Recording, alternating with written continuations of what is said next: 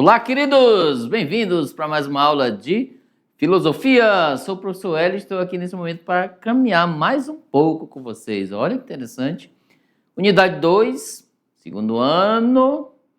E agora vamos adentrar, gente, no nosso contexto hoje. Você já ouviu falar de política, certo? E filosofia política? Como está sendo aí o seu pensamento?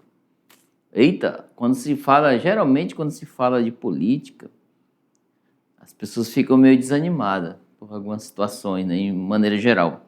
Só que o nosso é diferenciado, não vê o contexto da ética na política. E galera, ó, a gente vai fazer uma explanação, uma análise de maneira geral, né, sem afetar ninguém na forma de pensar, de agir, de dizer, etc. Ok? Vamos lá para a nossa aula de hoje, olha aí. Ética e moral na política. Gente, nós vamos analisar um pouco sobre a questão da ética, né, e a moral, né, no âmbito da política. Já sabemos o significado dessas palavras, certo? E eu trouxe a mais olha que interessante, a inteligência artificial na política, gente. Sabe por quê?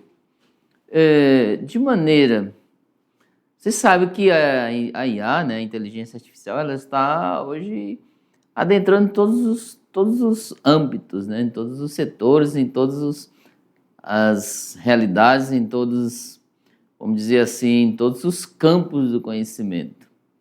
E na educação não é diferente. Porém, nós estamos falando sobre a questão ética, certo? Na questão política. Então, essa inteligência artificial hoje ela já disseminou em vários setores, assim, correu esses aspectos. Então, vamos analisar como que eles usam a questão da inteligência artificial na política e as questões éticas do uso dela para favorecer ou não alguns setores, né, da política. Bem assim, bem breve, tá? Quem desejar é mais para aguçar a questão da curiosidade e de busca de mais conhecimento, porque vocês a partir daqui te deixam o caminho e apontam, aí vocês vão além, ok? Se quiserem, eu gostei desse tema, eu vou buscar além, então vamos lá. Continuando. Vamos lá. Ética e política. Gente, a ética e política é um encontro possível e necessário. Há quem diga que não. Mas é possível, sim, tá? Muito complexo isso daí. É uma análise, né, filosófica sobre essas questões. Especificamente pensada em 3 dimensões. O quê? Que ela é possível, tá? Ética e política. Por exemplo, a ética pessoal, a ética profissional. A ética pessoal tem a ver com eu, tá? Com o meu subjetivo, pessoal. Profissional tem a ver com o coletivo, certo? Também recomendações com estudo de valores morais para uma melhor vida em sociedade. Então, a ética na política, nós podemos averiguar, de certa maneira, nesses 3 níveis. Aí, galera, trouxe na inteligência artificial um contexto atual e antigo, né? A política, sabemos que ela surgiu com os gregos e romanos desde o início, né? Com o objetivo de garantir uma vida, ó, aqui no cantinho direito, justa, bem aqui. Feliz, ou seja, uma vida digna para seres humanos livres. Então, daí, como estamos aqui. Por isso, política e ética são diretamente ligadas. Para os pensadores da Grécia e de Roma, lá no antigo pensamento, não fazia sentido separar a ética da vida da sociedade, tá? Eles acreditavam que é dentro da comunidade política que o ser humano alcança a sua realização completa. Em outras palavras, resumindo, os gregos acreditavam que a felicidade se encontrava dentro da sociedade, no meio, tá? Nessa busca, né, dos contextos. Então, assim, se buscava bem-estar para um, era coletivo, é para todos. Então, nessa perspectiva, né, de busca. Então, eles acreditavam nessa visão, né, de um âmbito de sociedade, coletivo, política, ética, etc. Ok? Vamos lá, continuando ali. Então, assim, o vínculo, né, entre ética e política significava que as qualidades das leis e do poder dependiam das qualidades morais dos cidadãos. Então, tá aí, ó. Entenderam? Por isso que estamos, não adianta dizer, eu não quero falar de política. Mas bem sabe que até dentro de casa tem as questões políticas, tem as regras, não é descrita lá no papel, na parede, não. Mas tem regras políticas que eu devo seguir, respeitar os pais, ajudar, ter um espírito de pertença dentro de casa, cooperar, contribuir com o andamento da família. Isso é política, tá bom? E aí diz que as leis, as regras, né, o bem-estar de todos depende dos cidadãos que o compõem. Olha que interessante. Então vai depender de cada um. Basta querer, certo? Continuando. De certa forma, no período antigo, a referência política, ela básica na antiguidade clássica, né, era a cidade, não a polis, certo? Cidade-estado. Não como um espaço urbano, e sim como comunidade política. Somente na cidade boa e justa os homens podem ser bons. O que vocês acham dessa afirmação? Somente homens bons e justos são capazes de instituir uma cidade boa e justa. Então tá aí, na Grécia Antiga. Era assim que eles se reuniam em praça pública. Eles faziam essas questões para deliberar as ações que iam decorrer da cidade para todos, não para um, mas para o coletivo. Então, se eles dizem que para deliberar, ajustar e fazer acontecer coisas justas e boas dentro de uma cidade, então era promovido e criado por pessoas que tinham comportamento nesse nível de bondade, de justiça, de honestidade, coletividade, cooperação e etc. Ok? Isso é o pensamento dos gregos, tá? Vamos lá, continuando. Por exemplo, o Aristóteles, que foi um pensador aluno, né, de Platão, ele estabeleceu como campo do conhecimento específico que ele chamou de filosofia das coisas humanas. Ó. É uma forma, né, de análise, conferindo-lhe tratamento diferente do atribuído às outras ciências, as teoréticas e as produtivas. Por exemplo, o que era tratado na filosofia das coisas humanas? Aqui, ó. O que era tratado aqui? Segundo esse carinha aqui, o Aristóteles. Foto ilustrativa, certo? Seriam tratadas as atividades morais, ó, do indivíduo, ou seja, sua conduta. E essa conduta é como um todo, tá? Não a atividade moral não era só no âmbito público, não. Lembra aí que nós vimos a questão da ética subjetiva, particular, e a coletiva, que era para todos. Então assim, as ciências das coisas humanas é tratar da questão moral, comportamento. De certa forma é isso. Né? Que ele colocou esses aspectos para ser analisado. Então, a todo instante, como dizia o pensamento de Aristóteles, trazendo para hoje, estamos sempre analisando o comportamento das coisas humanas, né? Dos nossos representantes aqui, principalmente em Rondônia, nível Brasil, etc. Vamos lá, continuando. Ele dividiu esse campo de estudo em duas ciências, ética e política. Então tá aqui, ó. Coisas humanas, né?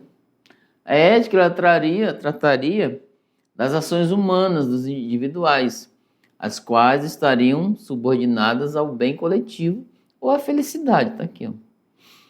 Que se realizaria na vida da polis, cidade-estado, lá no meio do grupo, lá na praça, etc. Em sociedade, resumindo. E a política?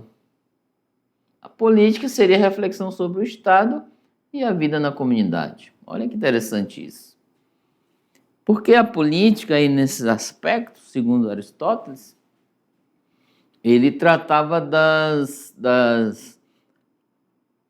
decisões que iam deliberar ações em prol da sociedade naquela época lá. Isso, para bem-estar coletivo. Então, há duas coisas aqui analisadas: a ética, o comportamento, né, e externar, que é a política, ao coletivo. Ok? Continuando, olha lá. Então, assim, mesmo depois de 25 séculos, esse ideal da política grega nos inspirou hoje, tá? Se você analisar, até hoje, temos essa inspiração. O Código de Ética e Decoro, né, parlamentar, por exemplo, visa orientar as ações dos parlamentares, senadores, deputados, vereadores, etc., no sentido de garantir a retidão, clareza, exigidas ao trabalho nas instituições públicas do Estado moderno. Então tá aí. De certa forma, o trabalho que o Aristóteles fez lá, também Platão, tá? Platão é um cara que trouxe muitas contribuições para a política atual, sobre a questão do comportamento, etc. Hoje se usa-se, né, pela influência desses pensadores anteriores a nós, de muitos anos atrás, 25 séculos, né, 2.500 anos. Então é nessa perspectiva aí. Continuando, a influência até hoje. Então assim, aí depois, lá, já pulando para a idade, saindo da Idade Média para a Moderna, o Maquiavel apareceu, né? Ele separou duas coisas, ou seja, ele separou porque na Idade Média se via a questão moral e política no âmbito da religião, né? Sobre teocracia, ou seja, Deus, inspiração divina que é governada um estado, né? Uma cidade, etc. Aí o Maquiavel, ele, pela transição, ele ficou ali entre a Idade Média e a Idade Moderna, não transitou. Ele tirou esse aspecto de cristão, né? Aspecto religioso, e tornou a política como um material, ou seja, espiritual a religião toma conta, o temporal a política. Vamos lá, o que ele vai dizer? Olha aí, para a tela.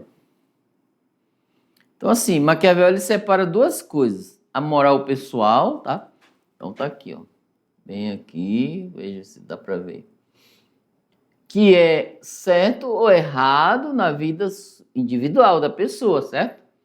E a moral política, o que um governante precisa fazer, né, dentro do coletivo. Para ele, na política, não dá para seguir regras morais fixas o tempo todo, como pensavam, né, os gregos. Os gregos achavam encontrar felicidade e pronto, é regra geral. Maquiavel já distinguia essa questão, ó. Em alguns momentos a gente vai poder agir dessa forma para que o bem-estar de todo ou não, etc. O mais importante é analisar as ações pelos resultados que trazem, principalmente se ajudam a manter a ordem e o bem comum. Por isso, olha só, aí, gente, a partir disso, isso está explícito lá no capítulo mais ou menos 8 da obra dele, O Príncipe. Então, por isso que desencadeou, atribuíram a ele a famosa frase, que não é dele, mas pelo que ele fala nos seus escritos, principalmente na obra O Príncipe, que os fins justificam os meios. Olha que interessante. Nessa perspectiva aí, ó. O mais importante é analisar as ações pelos resultados que trazem. Então ele vai trazer um pouco dessa luz, né, para entender um pouco por que a frase é atribuída a ele, certo? Vamos lá, continuando. Então, assim, nessa perspectiva, a nova moral da política estava centrada em critérios de avaliação: é útil à comunidade ou não é, etc. Se o que define a moral na política é o bem da comunidade, constitui dever do príncipe manter-se no poder a qualquer custo. Olha que interessante. Se a questão da moral define, né, a política, é o bem da comunidade, então o príncipe fica no poder a qualquer custo. Muitas pessoas leem esse tratado dele, né, e interpretam de maneira até equivocada um pouco. Por isso, às vezes, pode ser legítimo o recurso ao mal, emprego da força coercitiva do Estado, guerra, espionagem, métodos de violência. Então tá aí, gente, ó. Então entenda o que Maquiavel queria dizer. Olha, o bem-estar coletivo é óbvio dentro de uma gerência de governo, por exemplo. Só que em alguns momentos, para o bem de todos, é claro que alguns não vão gostar, certo? É preciso eu agir dessa maneira. Olha que interessante. Ó, emprego da força, coercitiva, Estado, guerra, espionagem, etc. O pensamento de Maquiavel nos leva à reflexão sobre a situação ambivalente do governante. Ambivalente, olha. Se aplicar de forma inflexível o código moral que rege sua vida sucessivos, né? Tornando-se um político incompetente. Portanto, a moral política visa o bem comum. Então, infelizmente, em alguns momentos ele vai poder usar, né, uma decisão que não vai agradar a muitos, mas, segundo, o fim justifica os meios para o bem de todos.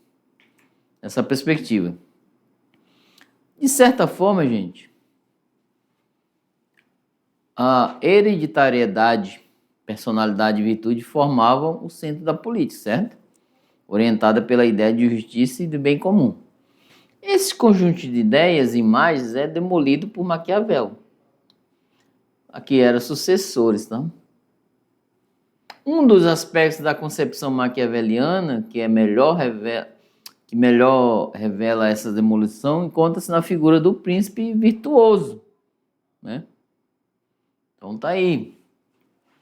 Ele, de certa forma, ele vai dizer que o príncipe virtuoso, né, tem o virtus, né, e a força, ou seja, eu tenho que ter a virtude, né, mas eu tenho que ter a força. A força para sair de alguns problemas, né? A virtude, né, para eu saber lidar com as situações. Então é nessa perspectiva aí. Continuando. Quando estudamos a ética, vimos que a questão central, posta por alguns filósofos, né, sempre foi o que está e o que não está em nosso poder. E aí? Aí remete o que muitos falam, né? Muitos, inclusive isso é discurso para muitos que estão querendo nos representar. O poder está na mão de quem? Nessa perspectiva. Então, assim, vimos que a questão central posta pelos filósofos sempre foi o que está e o que não está em nosso poder. Se não está, não tem como você lidar com a situação. Bom, vamos lá, continuando.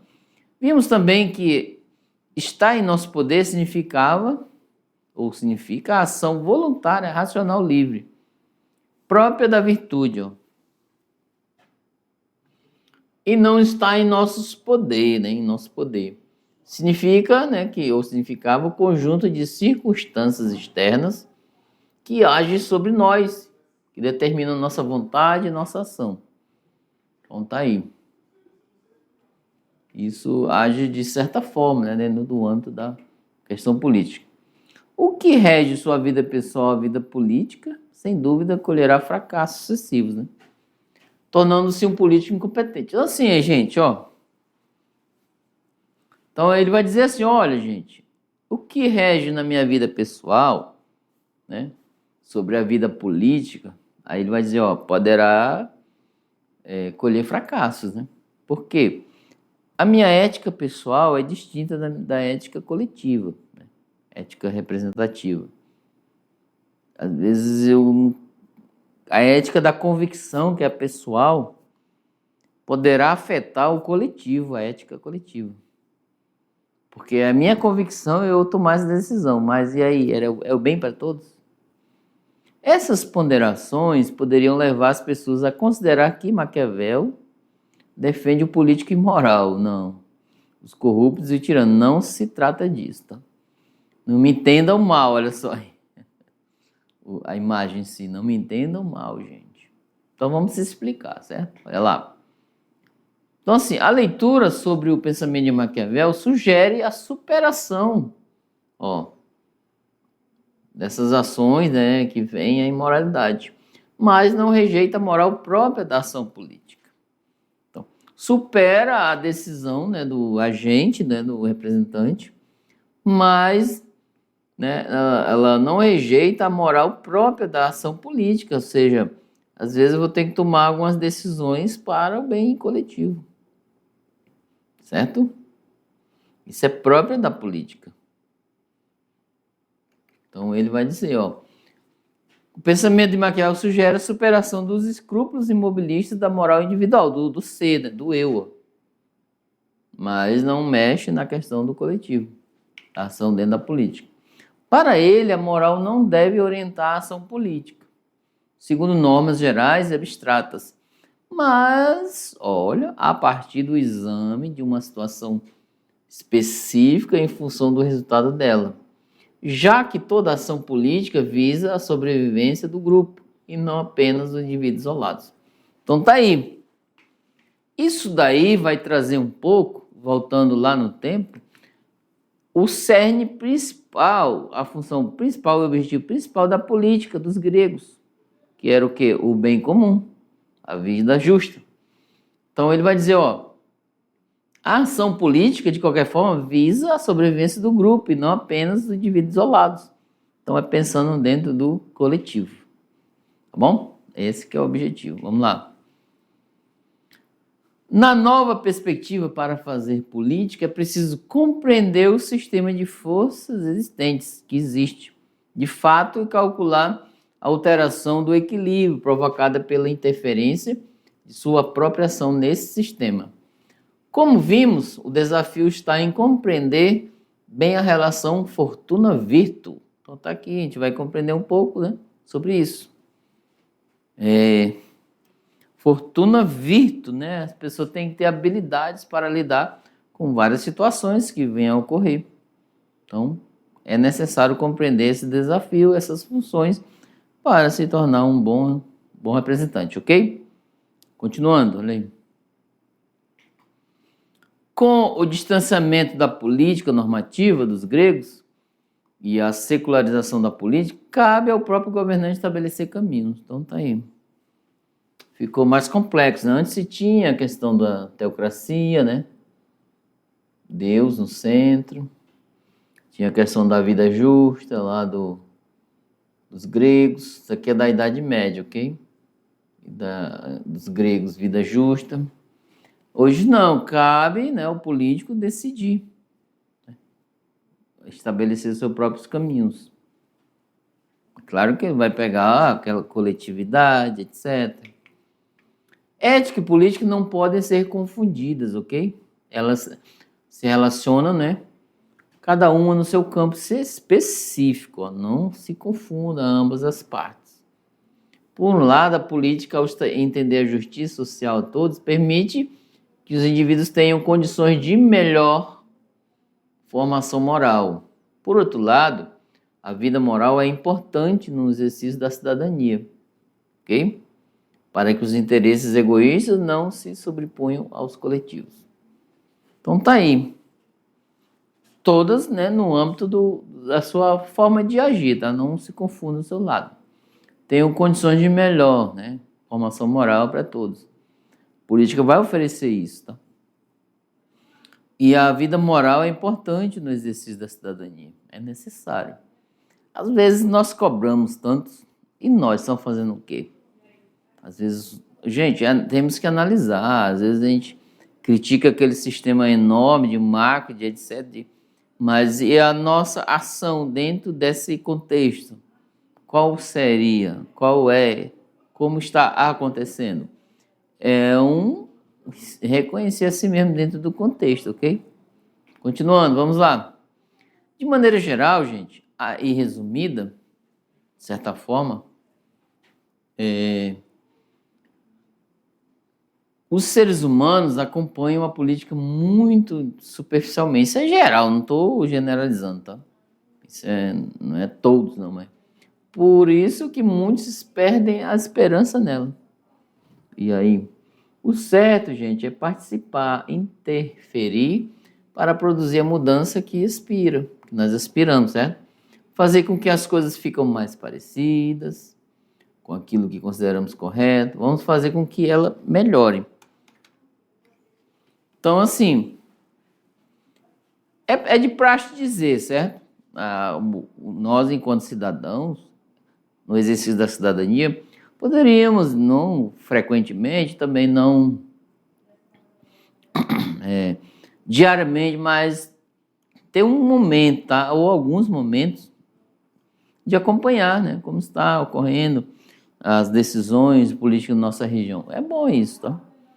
Fazer um pouco. O certo é participar. Temos que ser cidadão nesses aspectos aí. Ah, mas eu não gosto. Não, você não precisa debater, criar conflitos, separar a família. Não, vamos contribuir. Olha só o diálogo. É bom ter essa via de diálogo para que as pessoas possam ver que você é um cidadão, está exercendo a cidadania, além de exercê-la, né, pela via do voto. Ok? Então é nessas perspectivas que trouxemos, superficial, e vocês podem, caso interessem pelo tema, pela temática em si da aula e além, tá? Mas agora, gente, um aspecto bem importante que está no nosso meio. O uso da inteligência artificial no meio político. Como que é? Vamos lá? Olha lá. Vamos para a tela. Então tá aí, ó. A inteligência artificial na política. Eu trouxe para a gente fazer uma análise, tá? Para ver o que acontece. Gente, é de praxe dizermos que temos, né? Vocês sabem o que é a inteligência artificial. É uma forma de agir, de pensar, né? Como pelos humanos. Uma máquina, ela é treinada para tal, né? Para que faça algo que pedimos. Exemplo, olha só. Vou trazer mais ou menos como funciona a inteligência artificial. Vamos supor que eu queira fazer uma pesquisa que vai durar uma semana. Lá, eu vou no site, vou no livro, na biblioteca.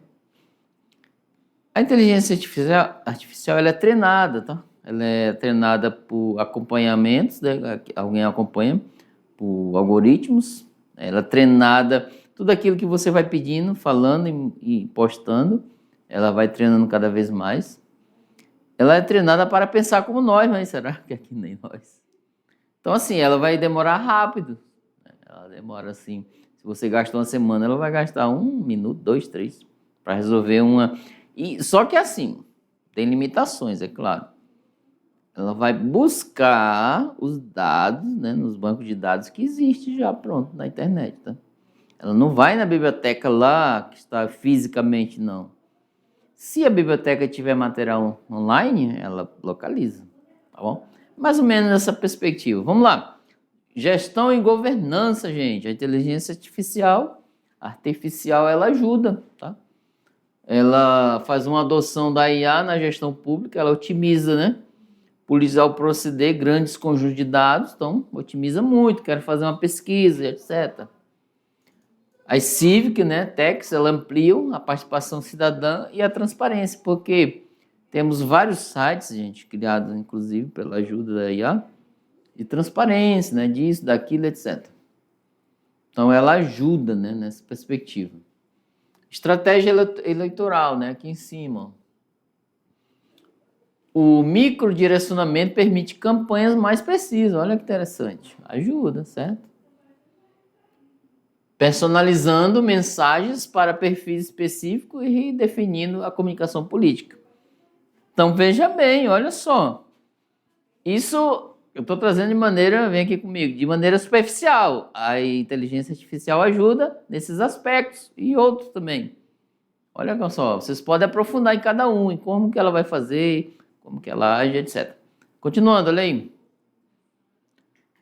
Por outro lado, né, existem riscos, galera.